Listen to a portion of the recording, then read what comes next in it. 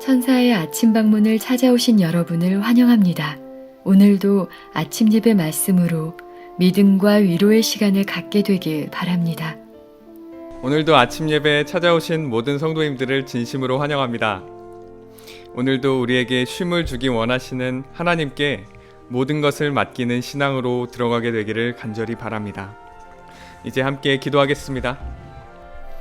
하늘에 계신 아버지, 오늘도 우리에게 새 하루를 허락해 주심에 감사드립니다. 우리의 마음과 생각과 뜻을 다하여 말씀에 집중하는 시간이 될 수 있도록 우리의 마음을 준비시켜 주시고, 이 시간 모든 염려와 걱정을 주님께 맡겨드릴 수 있도록 인도하여 주시옵소서.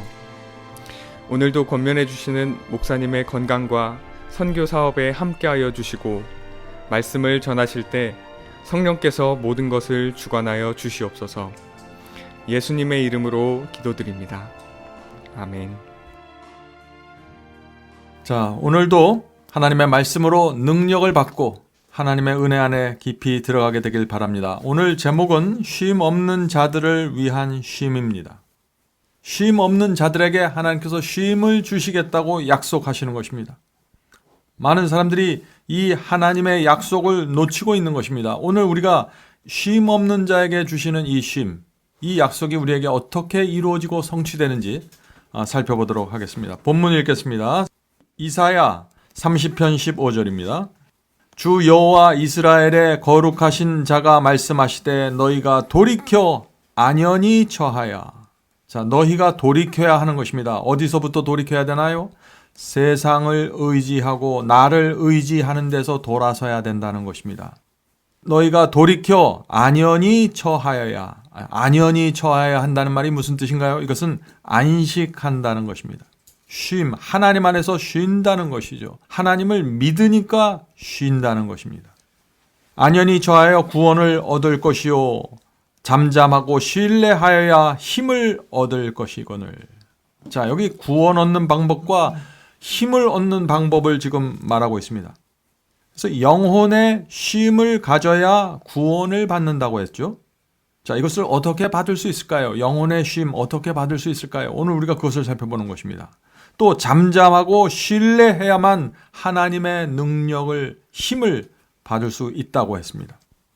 하나님의 능력이 무엇인지 정말 알면, 하나님이 어떤 분인지 정말 알면은 우리가 그분 앞에서 입 다물고 잠잠하게 있게 된다는 것입니다. 그저 그분께 가서 의지하고 신뢰하게 된다는 것이죠.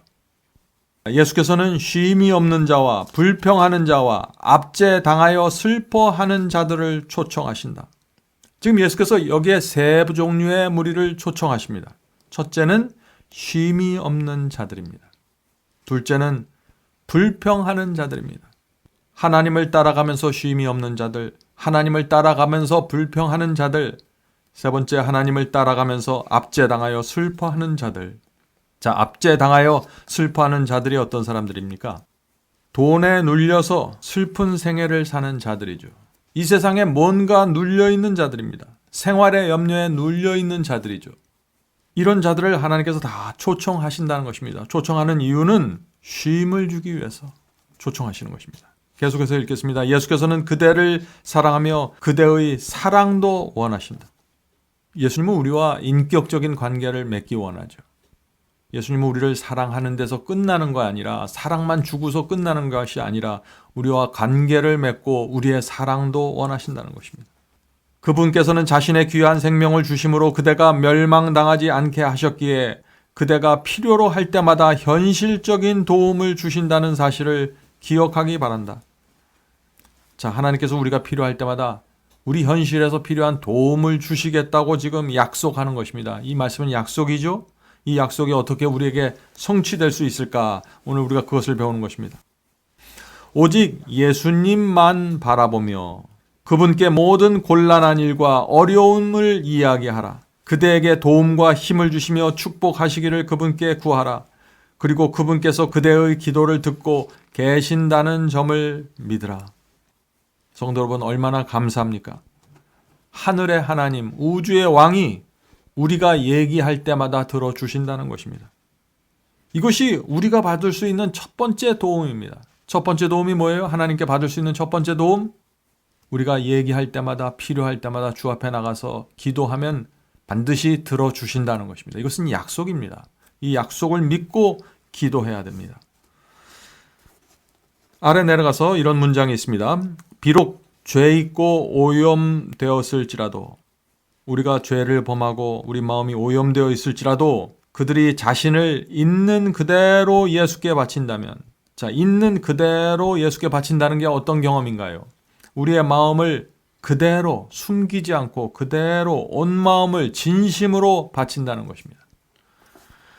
그분께서는 그들이 자신을 바치는 바로 그 순간에 받아주시고 겸손히 간구하는 자의 마음에 당신의 성령을 두실 것이다.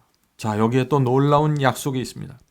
하나님께서 우리를 인도하시고 쉼을 주시고 구원하시는 방법이 여기 나와 있죠. 첫 번째는 우리가 있는 그대로 우리 자신을 바치는 것입니다. 이것이 시작점입니다. 성도 여러분, 우리가 우리 자신을 주님께 바치는 것, 온전히 바치는 것은 이것은 해도 되고 안 해도 되는 경험이 아니에요. 반드시 해야 되는 것입니다. 왜냐하면 이 경험이 모든 경험의 시작점이기 때문에 그렇습니다. 두 번째, 이렇게 우리가 자신을 바칠 때 하나님께서는 그 순간 받아주실 것이라고 했습니다. 여기서 왜 그 순간 받아주신다는 표현을 했을까요? 오랫동안 기다려 오셨기 때문이죠. 우리의 생애 동안에 기다리고 기다리시다가 우리가 드디어 마음을 열고 우리 자신을 있는 그대로 주 앞에 드리기로 결정했을 때 기다리셨다가 받아채신다는 것입니다. 그 마음을 받아주시는 것이죠. 그 다음에 경험이 무엇인가요? 우리 마음에 성령을 두신다는 것입니다. 우리 마음에 성령을 주셔서 그때부터 우리에게 성령을 통해서 말씀하시고 이렇게 하라 저렇게 하라 무엇을 하라고 말씀하신다는 것입니다. 그때 우리가 그 음성을 붙잡고 따라가는 것이죠. 그것이 우리가 주님의 인도함을 따라가는 것이고 쉼을 얻는 방법입니다. 성도 여러분, 여기서 우리가 한 가지 좀 알아야 될 것이 있습니다. 우리 마음에 성령을 두신다라고 하셨죠? 바울은 말하기를 너희는 하나님께서 계시는 전이라고 했습니다. 우리 마음은 성전입니다. 그래서 우리 마음의 성전이 되려면 성령께서 우리 마음속에 거하셔야 하는 것입니다. 그런데 우리 마음이 성전이 되려면 우리 마음을 있는 그대로 하나님께 바쳐야 되는 것입니다. 그래야 우리가 하나님의 성전으로서 살아갈 수 있는 것이죠. 그리고 우리 속에 성령께서 거하시는 것입니다. 많은 분들이 주님을 믿지만 마음을 생애를 있는 그대로 주님께 드리지 못하기 때문에 하나님의 성전이 되지 못하는 것입니다. 지금 그것이 문제가 되는 것입니다. 자, 계속해서 읽어보죠. 당신께 누가 나오든지 결코 내쫓지 않으실 것이다. 그대는 예수님을 전심으로 사랑할 수 있다. 지금 성령께서 우리 속에 거하셔서 우리를 도와주실 때 일어나는 결과들을 말하고 있는 것이죠. 그리고 그분께서는 결코 그러한 사랑과 믿음을 실망시키지 않으실 것이다. 그분의 사랑은 생명이요 위로요 소망이다. 사탄은 그대가 할 일이 높이 들리신 구주 예수님을 바라보는 것이라는 사실을 알고 있다. 상처받고 상하고 찢긴 영혼은 예수님 안에서 상처에 바를 향유를, 기름을 발견할 것이다. 성도 여러분, 이것이 성령께서 주시는 약속입니다. 하나님의 약속이에요. 이 약속을 붙잡고 살아야 되는 것입니다. 그래서 우리 자신을 주님께 드리는 그 첫 번째 경험이 그렇게 중요한 것입니다. 자, 그 다음 본문 읽겠습니다. 영혼이 그리스도께 완전히 굴복할 때 쉼이 있을 것이다. 자, 여기 아주 핵심이 되는 문장이 나오죠? 이 말씀이 무슨 뜻입니까? 완전히 굴복할 때 쉼이 있을 것이라는 말씀. 굴복과 쉼이 비례해 간다는 것입니까? 굴복을 조금 하면은 쉼도 조금 오고 굴복을 조금 더 많이 하면 쉼도 조금 더 많이 오고 이게 그런 뜻이에요? 아니죠. 완전히 굴복할 때 쉼이 온다는 것입니다. 완전한 굴복이 쉼을 가져오게 하는 것입니다. 성도 여러분, 그럼 여기서 우리가 또 중요한 질문을 할 수 있죠.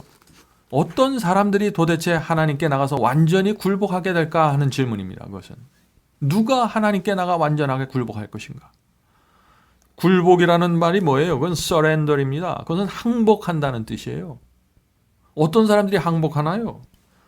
패배한 사람들이 항복하는 것이에요. 죄에 끌려다니다가 지쳐서 패배한 사람들, 더 이상 지쳐서 내 힘으로는 아무것도 할 수 없다고 느끼는 사람들. 이런 사람들이 주 앞에 나가서 저는 이제 안 됩니다. 내 힘과 내 의지로는 이제 안 됩니다. 하고 하나님 앞에 납작 엎드려서 주여 이제 나를 살려주시옵소서. 내 뜻을 다 버리고 내 생각과 내 계획과 내 꾀를 버리겠습니다. 주여 살려주시옵소서. 이게 항복이에요. 이게 완전한 굴복입니다. 이렇게 할 때 하나님께서 즉시 우리를 받아주시고 우리 마음에 역사하시고 쉼을 주신다는 것입니다. 성도 여러분, 우리가 정말 우리 자신을 정말 내가 내 마음대로 살고 내 뜻대로 살다가 내 꾀대로 살다가 정말 이건 이제는 안 되겠다고 주님께 드릴 때 그때 하나님의 안에서 완전한 쉼으로 들어갈 수 있다 하는 것입니다. 지금 이 말씀이 그것을 말하는 것이에요. 영혼이 예수 그리스도께 완전히 굴복할 때 쉼이 있을 것이다.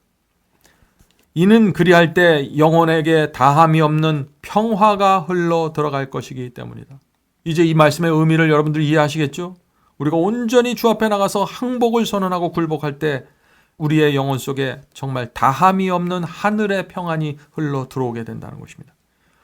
쉼은 하나님의 뜻에 순종하는 데서 발견된다. 하나님께 항복을 했기 때문에 이제 하나님 뜻에 따라서 살 수밖에 없는 것이죠. 그동안 오랜 세월 동안 내 뜻대로 내 계획대로 살아왔지만 다 실패했기 때문에 이제는 하나님의 뜻에 순종하게 된다는 것입니다.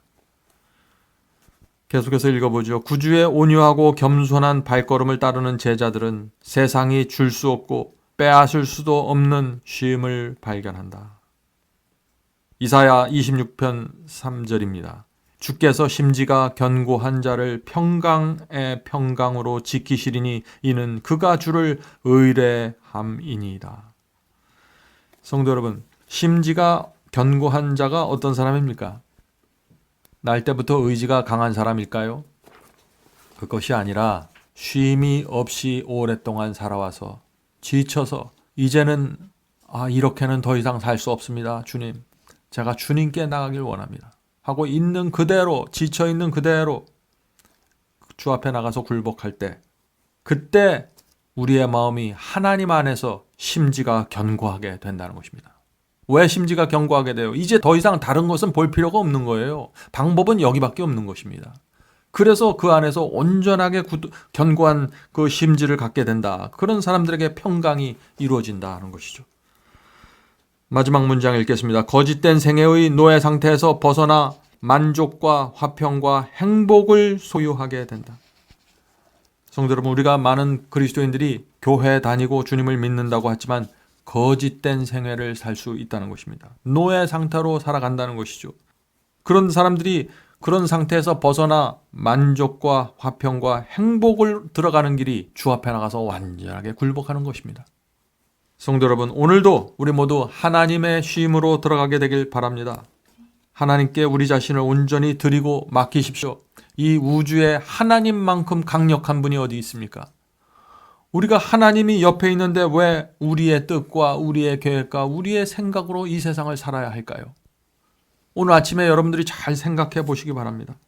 무엇이 이 세상에서 가장 안전하고 행복한 길인지 성령께서 저와 여러분에게 알려주시길 간절히 바랍니다. 이제 기도하겠습니다. 하늘에 계신 아버지, 저에게 완전한 쉼을 허락해 주시옵소서.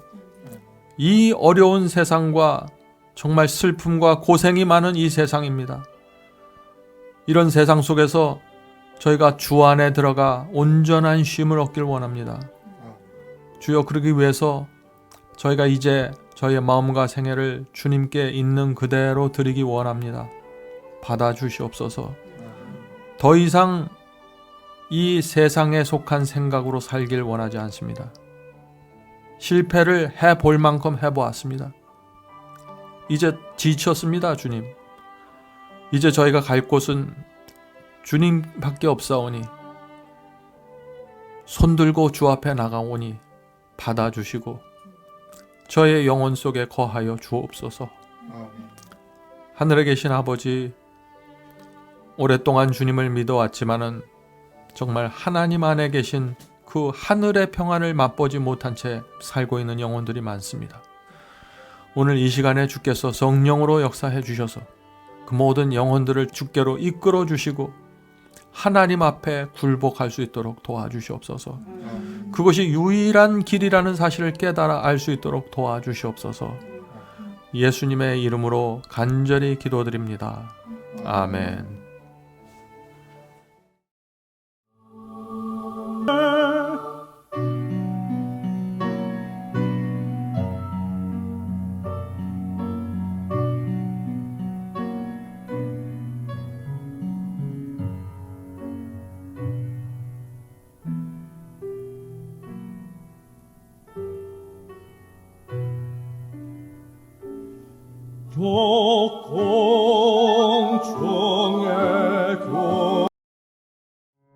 성도 여러분 모두를 바이블 칼리지에 초청합니다. 여러분의 핸드폰에 마지막 사명 앱을 다운 받으시면 누구나 바이블 칼리지를 들으실 수 있습니다. 누구든지 원하는 시간에 오셔서 강의를 들으실 수 있습니다. 물론 무료로 들으실 수 있습니다. 다양한 주제의 강의가 이루어집니다. 기독교 역사와 수많은 교파들이 나누어진 이유와 배경에 대해서 말씀드립니다. 또 천주교와 개신교의 차이점을 살펴봅니다.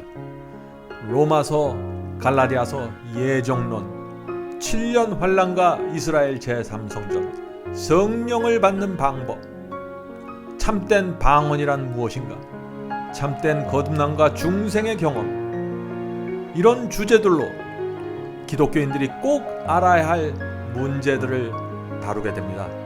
성경절 하나하나 찾으면서 설명해 드리기 때문에 새로 신앙을 시작한 분들도 누구나 쉽게 분명하게 이해할 수 있습니다. 제가 최선을 다해 설명해 드립니다. 이번 기회에 여러분의 신앙을 말씀의 반석 위에 세우게 되길 제가 간절히 바랍니다. 그럼 바이블 칼리지에서 여러분을 찾아뵙겠습니다. 감사합니다.